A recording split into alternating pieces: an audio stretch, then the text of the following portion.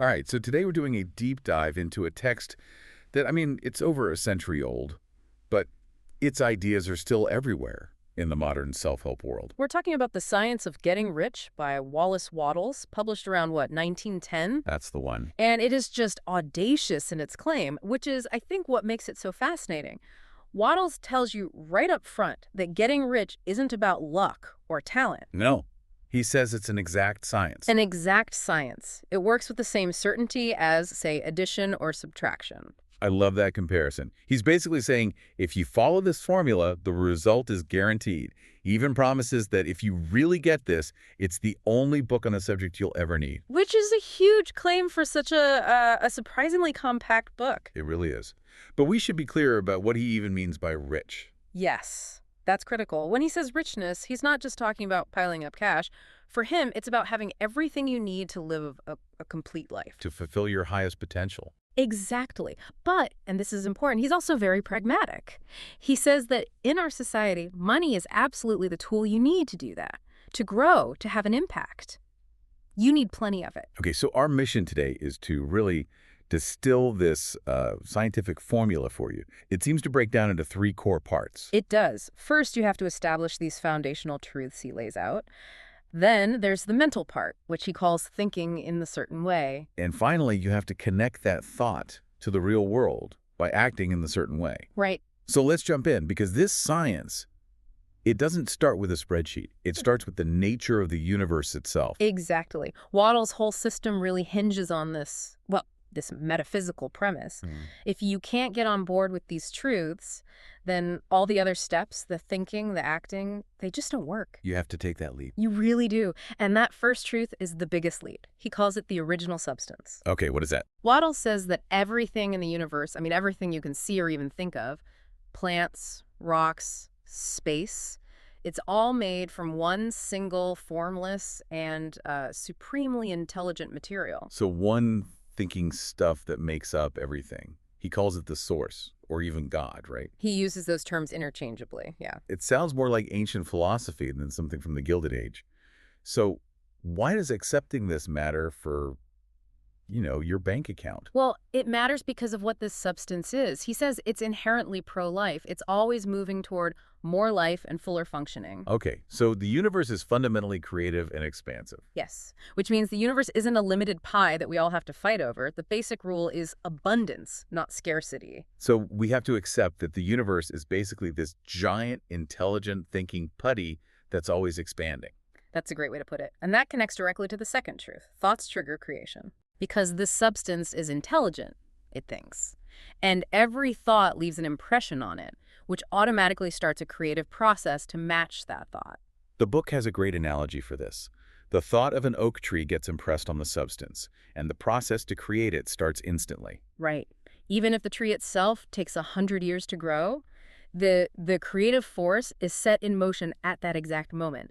The process is instantaneous. Which brings us to the third truth, which is all about our role in this. We are thinking centers. That's us. Wattles argues that humans are unique because we can originate thought. We can form a precise mental image and impress that on the formless substance. So if everything we see around us started as an invisible thought, then the only way to create actual tangible wealth is to start with a really clear, precise thought in your own mind. And that's the perfect transition. If thought is the engine, the only thing that can produce riches, then the next part is all about mastering how we think. Right. The mental discipline. This is thinking in the certain way. And the first principle here, it really goes against the grain of the era he was writing in. It's creation, not competition. He is so firm on this. He says, you must rise entirely out of the competitive thought. The moment you see wealth as a limited thing you have to fight for, you've stepped off the creative plane and back into scarcity. But, practically speaking, how do you do that? If you're bidding for a contract or going for a promotion, you are, by definition, competing. That's the key question, isn't it? His answer is that your goal can never be to take something that someone else has. Your goal is to create something new from the formless substance that serves you and adds to the world. You become a creator, not a competitor. Exactly. You become a force for more life, for yourself and for everyone you interact with. He actually gives a rule for this, which is, I think, a massive takeaway for anyone in business. Give every man more in use value than you take from him in cash value. Then you are adding to the life of the world by every business transaction. It completely reframes success. You're not winning a fight. You're making the whole world richer with everything you do. It's a total shift in mindset, which leads to the second principle of thinking. You need a clear, consistent mental picture. Right. Vague wishes don't work. No. He's very strict on this. I'd like to be rich someday. Yeah. That's just not going to cut it. It won't register with the substance. You need a crystallized vision, a clear, precise mental image of exactly what you want. It's the foundation for modern visualization or, vision boards. And the more detailed that picture is, the stronger your desire becomes. And it's that burning desire that gives the thought the power to make that impression on the source. Okay, so you have the clear picture. Then comes the emotional fuel, which is his third principle. Faith and gratitude. This is crucial. After you impress the thought, you have to act and speak as if you are already in possession of it. You have to live in the faith that it's on its way. And you couple that with active gratitude. You have to be genuinely grateful right now for the things that are in the process of being created for you. It keeps your mind aligned and prevents you from slipping back into doubt, which he says would scramble the signal. Then we get to the fourth point of thinking, and this one is so interesting. It's about willpower. Apply willpower to yourself, not others. Yes, this is so often missed. He says trying to use your willpower to control other people to make them do what you want. It's a complete waste of time and energy. Why a waste, though? Because the moment you start trying to coerce others, you've fallen back into the competitive world. Your success then depends on chance and fighting, which destroys the whole scientific process. So you focus your willpower only on yourself. Only on keeping your own vision clear and making sure your own actions are in line with that vision. You control your thoughts and your actions. That's it. And you trust the source to handle the rest. Exactly. Which brings us perfectly to part 3. Acting in the certain way. Because thought is the engine, but action is the receiver. It's the bridge. That's it. The source responds to your thought by moving things around in your environment. It sends people, opportunities, solutions your way. But if you just sit there, They'll pass you right by. they pass you right by. Your job is to take personal action, to actually receive those gifts. He puts it so well. By thought, the thing you want is brought to you. By action, you receive it. So acting means taking efficient action. You have to do everything you can do today in your current role as perfectly as you can. You're building the foundation for that bigger vision.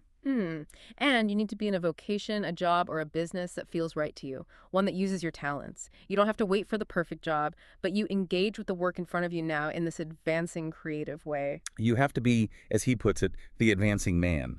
By advancing yourself, you help everyone around you advance too. You create that loop of abundance. And we have that fantastic example from the source material that shows exactly how this works.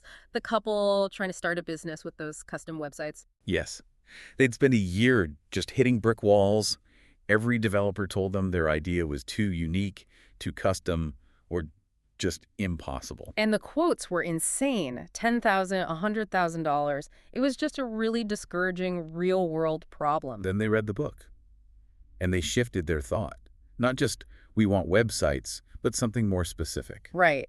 They focused on, we need help and knowledge to create our websites. And very shortly after that, a web design teacher, a friend of their son's, just shows up in their lives. That person wasn't the total solution, though. That's what's so key. No, he was the next step. The breakthrough came when they realized the source sent them the opportunity, the teacher, but they had to act. They decided to teach themselves. They got the basics from him, bought the software, and just started learning online. And in 6 months, they had designed and launched the sites themselves.